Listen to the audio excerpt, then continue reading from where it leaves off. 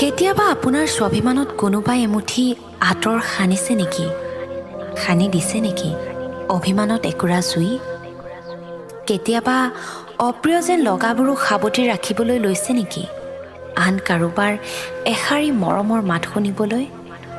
কষ্ট হয়, বৰ কষ্ট হয়।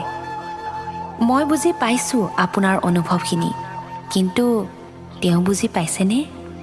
যদি নাই তেন্তে বাদ দিয়ক। সময় কাৰোৰে বাবে ৰৈ নাথাকে আৰু ই কাৰো হ'বও নোখোজে যদিহে আপুনি সময়ক আওকাণ কৰে। গতিকে এৰি দিয়ক সেই আশা, যি আশাত নিতৌ প্ৰাপ্তি হয় হতাশা। বাদ দিয়ক সেই আপোনতা, য'ত মিলে বিশ্বাসঘাতকতা। জীৱনটো আপোনাৰ, গতিকে যিজনে আপোনাক ইমান দিনে নুবুজিলে তেওঁক আৰু নুবুজাব।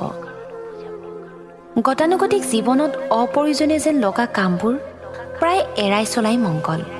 ঠিক তেনেদৰে সম্পৰ্কবোৰো, য'ত বিশ্বাস নাই, য'ত আশ্বাস নাই, য'ত নাই ভৰসা, তাত জানো টিকি থাকিব পাৰে আপোনতা? গতিকে এই ক্ষন্তেকীয়া জীৱনটো যিহেতু আপোনাৰ, ইয়াৰ পৰিধি, ইয়াৰ পৰিসীমাৰ লগতে ইয়াৰ আত্মীয়তাৰ অধিকাৰো কেৱল আপোনাৰ।